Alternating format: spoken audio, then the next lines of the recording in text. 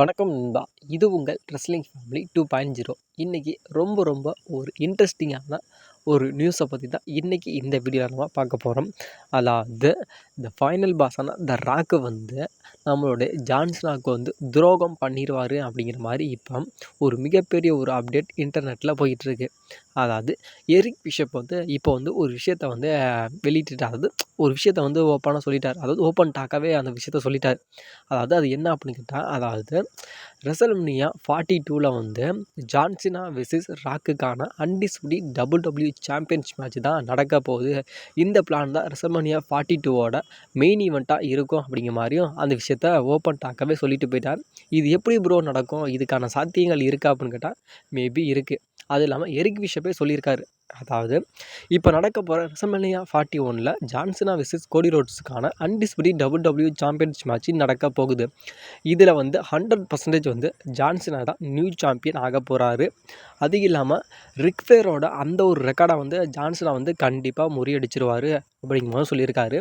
அது இல்லாமல் நம்மளுடைய ராக்கோட ஒரு ரியல் சாம்பியனாக, ராக்கோட ஒரு மிகப்பெரிய ஒரு பாதுகாவலனா, ராக்கோட ஒரு நம்பிக்கை தகுந்தவனா கண்டிப்பாக நம்மளுடைய ஜான்சினா வந்து இருப்பார் அப்படிங்கிற மாதிரி சொல்லப்படுது. அது இல்லாமல் நம்மளுடைய ராக்கே வந்து ஒரு விஷயத்த சொல்லியிருப்பார். அதாவது இந்த சாம்பியன்ஷிப்புக்கு எனக்கு ஆசை அதிகமாக இருக்குது அப்படின்னு சொல்லியிருப்பார். அது இல்லாமல் நம்முடைய கோடி ரோட்ஸ்ட்டே சொல்லியிருப்பார், ஒன் மோர் டைம், அதாவது நான் திரும்பி WWE வர்றப்ப இந்த சாம்பியன் உங்ககிட்ட இருந்துச்சுன்னா மேபி இந்த சாம்பியன்ஷிப்புக்காக நான் மோதுவேன். இந்த சாம்பியன்ஷிப்புக்கு மோதி இந்த சாம்பியனை வந்து என்னோட தோளில் வந்து நான் சுமந்துக்குவேன். இந்த சாம்பியன் வந்து கோடி உங்ககிட்ட இருக்கிறத விட இந்த சாம்பியன் வந்து என்கிட்ட தான் ரொம்ப அழகாக இருக்குது அப்படிங்கிற மாதிரி சொல்லியிருப்பார். சொல்லிவிட்டு அந்த சாம்பியனை வந்து நம்மளுடைய கோடி ரோட்ஸ்ட்டே கொடுத்துட்டு நம்மளுடைய ராக்கு போயிருப்பார். அது ஒன்று. இதை கரெக்டாக மைண்டில் ஃபிக்ஸ் பண்ணிக்கோங்க. இப்போ வந்து நம்மளுடைய ஜான்சனா வந்து 17 டைம் வேர்ல்டு சாம்பியன் ஆகிட்டார். கோடி ரோட்ஸை பீட் பண்ணி ரிக் ஃப்ளேரோட அந்த ஒரு ரெக்கார்டையும் முறியடிச்சிட்டாரு. நம்மளுடைய ராக்கோட ஒரு மிகப்பெரிய ஒரு நம்பிக்கை தகுந்தவராக நம்முடைய ஜான்சனா வந்து இருக்க போகிறாரு.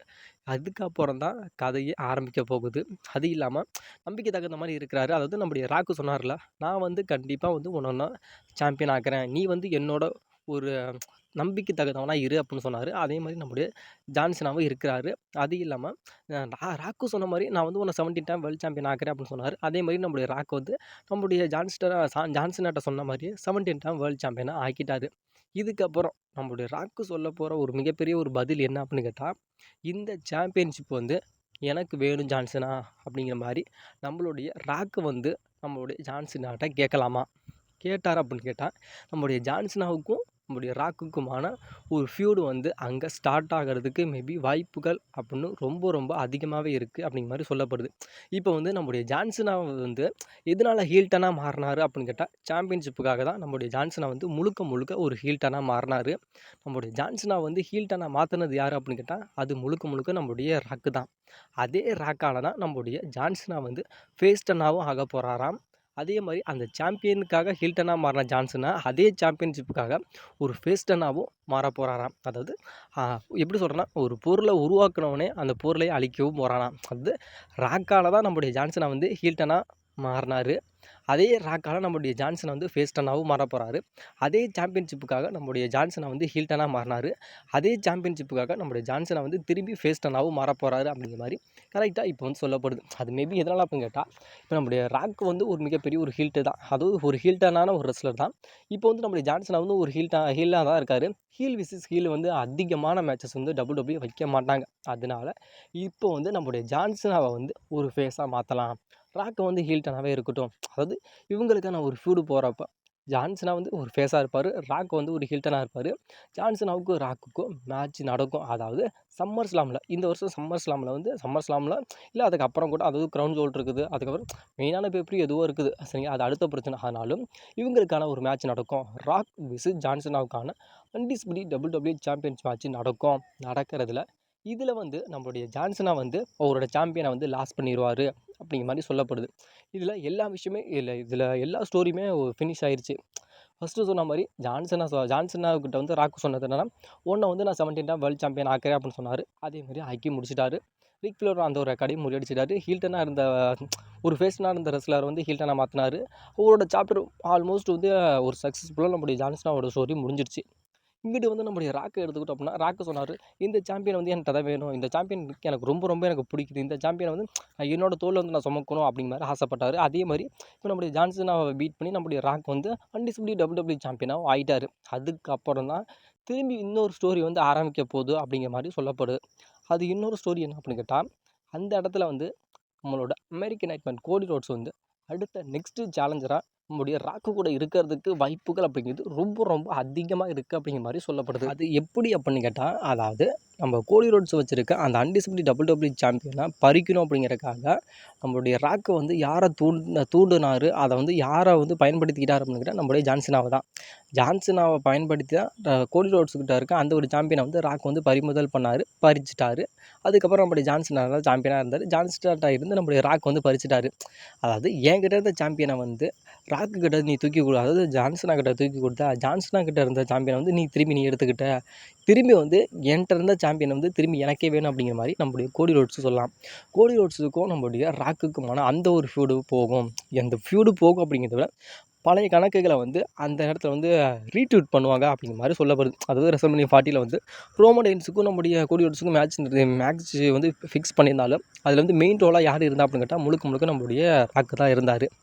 இப்போ வந்து அதே WrestleMania 41 வந்து நம்முடைய ராக்குக்கும் நம்மளுடைய ஜான்சனாவுக்கும் நம்முடைய கோடி ரோட்ஸுக்கும் மேட்ச் நடக்குது அப்படின்னா இதில் மெயின் ரோலாக யார் இருக்கா அப்படின்னு கேட்டால் இதுலேயும் நம்மளுடைய ராக்கு தான் இருக்கார். அதனால் எல்லா விஷயத்தையும் WrestleMania 40லையும் சரி 41லையும் சரி நடந்த எல்லா விஷயத்தையுமே அலிகேஷன் பண்ணி எல்லா ஒட்டுமொத்த சாப்டருமே கொண்டுட்டு வந்து இப்போ WrestleMania 42 நடக்க போதில் 42ல் நடக்க போகிற அந்த ஒரு ஸ்டோரிக்கு வந்து ராக் விசஸ் கோடி ரோட்ஸுக்கான அந்த ஒரு ஸ்டோரியில் வந்து பில்டப் பண்ணி இதுக்கு எல்லாத்துக்குமே மூல காரணம் யார் அப்படின்னு கேட்டால் முழுக்க சகுனியாக இருந்து செயல்பட்டது யார் அப்படின்னு கேட்டால் அது வந்து the final boss, the great one, the Rock தான் அப்படிங்கிற மாதிரி இவங்களுக்கான மேட்ச் வந்து WrestleMania 42ல் வந்து ராக் விசஸ் கோடி ரோட்ஸுக்கான அன்டிஸ்பியூட்டட் WWE சாம்பியன்ஷிப் மேட்ச் நடக்கும். மேபி நடந்தால் இதில் வந்து கடைசியில் நம்மளுடைய ராக் வந்து அவரோட டைட்டிலை வந்து தோத்துட்டு நம்மளுடைய கோடி ரோட்ஸ் கிட்ட விட்டுட்டு போயிடுவார். கோடி ரோட்ஸ் விட்டுட்டு போயிட்டாருன்னா திரும்பி அகைன் வந்து நம்மளுடைய கோடி ரோட்ஸ் வந்து நியூ சாம்பியன் ஆகிறதுக்கு வாய்ப்புகள் ரொம்ப அதிகமாக இருக்குது அப்படிங்கிற மாதிரி இப்போ சொல்லப்படுது.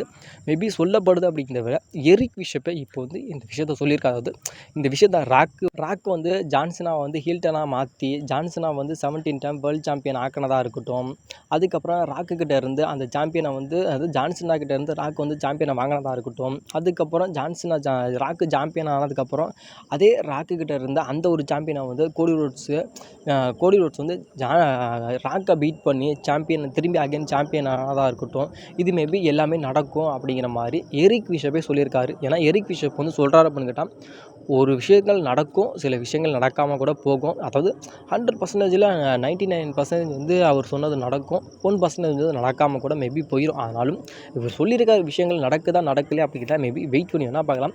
ஏன்னா இவர் வந்து சிம்பிளாக வந்து எல்லா ஒரு ஸ்டோரியுமே சொல்லி முடிச்சிட்டார். அதாவது இப்போ வந்து இப்போ நான் ஓப்பனாக ஒரு விஷயத்த சொல்கிறேன். அதாவது WrestleMania 41 வந்து ஜான்சனா விசஸ் கோடி ரோட்ஸுக்கான அன்டிஸ்பியூட்டட் WWE சாம்பியன்ஸ் மேட்ச் நடக்குது. இந்த மேட்ச்சில் வந்து நம்மளுடைய ஜான்சனா வந்து நியூ சாம்பியன் ஆகிடுவார் அப்படிங்கிற மாதிரி சொல்லப்படுது. இந்த மேட்ச்சில் வந்து கோடி ரோட்ஸ் தோற்றுருவார்.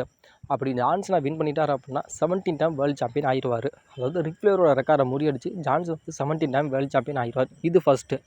ஆயிட்டார் அப்படின்னு கேட்டால் நம்மளுடைய ராக்கோட ஒரு மிகப்பெரிய ஒரு பாதுகாவலனா, ஒரு மிகப்பெரிய ஒரு நம்பிக்கை தகுந்தவனாக நம்முடைய ஜான்சனாக இருப்பார். அதுக்கப்புறம் நம்முடைய ராக்குக்கு வந்து இந்த ஜான்சனாக வச்சுருக்க அந்த அன்டிஸ்பியூட்டட் WWE சாம்பியன்ஸ் மேட்ச்சில் ஒரு ஆசை வரும். ஆசை வந்ததுக்கப்புறம் இவங்களுக்கான ஒரு ஃபியூடு போணுச்சு அப்படின்னு கேட்டால் அந்த இடத்துல வந்து நம்முடைய ஜான்சனா வந்து ஹீல்டனாக இருக்க ஜான்சன் வந்து ஃபேஸ் டர்னாக மாறிடுவார்.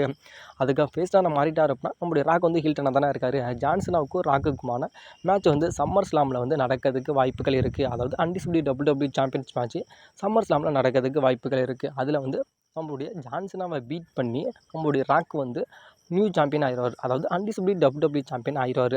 அதுக்கப்புறம் சாம்பியனாக இருக்கிற நம்முடைய ராக்குக்கும் அதுக்கப்புறம் கோடி ரோட்ஸுக்கும் undisputed WWE championship match WrestleMania 42ல் நடக்கும். அதில் வந்து நம்மளுடைய ராக்கை தோக்கடிச்சு நம்மளுடைய கோடி ரோட்ஸ் வந்து அகைன் திரும்பி வந்து அன்டிஸ்பியூட்டட் WWE சாம்பியன் ஆயிடுவார் அப்படிங்கிற மாதிரி இப்போ சொல்லப்படுது. அதாவது எரிக் பிஷப் வந்து சொல்லியிருக்காரு. இதை வந்து நான் ஸ்டெப் பை ஸ்டெப்பாக உங்களுக்கு என்னென்ன விஷயங்கள் நடக்கும் அப்படின்னு நான் சொல்லிட்டேன். இந்த எரிக் பிஷப் சொல்லியிருக்காருன்னா இந்த விஷயங்கள் மேபி நடக்கும், நடக்காமல் கூட போகலாம். அதாவது நீங்கள் சொன்னியே நடக்கலையே அப்படின்னு சொல்லாதீங்க. மேபி இது நடக்கிறதுக்கு வாய்ப்பு இருக்குது, நடக்காமல் போகிறதுக்கு வாய்ப்பு இருக்குது. ஏன்னா இப்போ வந்து சொல்கிற எரிக் பிஷப் சொல்கிறத பார்த்தா WrestleMania 42 வந்து ராக் வெர்சஸ் கோடி ரோட்ஸ் மேட்ச் நடக்கும் அப்படின்னு சொல்லியிருக்காங்க. ஆனாலும் ஃபேன்ஸ் அதிகமாக எதிர்பார்க்குற மேட்ச் என்ன அப்படின்னு கேட்டால் ராக் வெர்சஸ் கோடி ரோட்ஸ் மேட்சை விட ராக் வெர்சஸ் ரோமன் ரெயின்ஸ் மேட்சை தான் ஃபேன்ஸ் அதிகமாக எதிர்பார்க்காங்க. ஏன்னா rock versus Roman Reigns match ரொம்ப காலமாக வந்து தள்ளி போய்கிட்டு இருக்கிறதுனால WrestleMania 42 கண்டிப்பாக வந்து rock versus Roman Reigns match நடக்கணும் அப்படிங்கிற மாதிரி ஃபேன்ஸ் அதிகமாக விருப்பப்படுறாங்க. மேபி அது நடக்கலையா அப்படிங்கிற மாதிரி வெயிட் பண்ணி வேணால் பார்க்கலாம். ஒருவேளை WrestleMania 42 வந்து உங்களோட ஃபேவரட் மேட்ச் எதுவாக இருக்கும்? அதாவது ராக் வெர்சஸ் கோடி ரோட்ஸுக்கான அன்டிஸ்பியூட்டட் WWE சாம்பியன்ஸ் மேட்ச் நடந்தால் நல்லா இருக்குமா, இல்லை ராக் வெர்சஸ் ரோமன் ரெயின்ஸுக்கான அந்த ஒரு ட்ரீம் மேட்ச் நடந்தால் நல்லா இருக்குமா அப்படிங்கிற உங்களோட கருத்தை மறக்காமல் கமெண்ட் பண்ணுங்கள். இப்போ நான் சொன்னது வந்து எரிக் பிஷப் சொன்னார் அப்படிங்கிறதுக்காக ஒரு தெளிவான ஒரு எக்ஸ்பிளைனாக நான் சொல்லியிருக்கேனே தவிர இது மேபி நடக்கிறதுக்கு வாய்ப்பு இருக்குது, நடக்காமல் போகிறதுக்கு வாய்ப்புகள் இருக்குது நண்பா. நீ சொன்னி நல்லா இல்லையே, நடக்கலையே, போகலையே, வரலையே அப்படின்னு எதுவும் திட்டாதீங்க. அவர் சொல்லியிருக்காரு. மேபி சொன்னதை வந்து அவங்களோட சொன்னதை வந்து நான் வந்து உங்களுக்கு க்ளீனாக எக்ஸ்பிளைன் பண்ணியிருக்கேன் நண்பா. அவ்வளோதான் சரிங்களா. அதுக்குன்னு எனக்கு கமெண்ட்லாம் கழுவி வெளியெல்லாம் ஊற்றாதீங்க.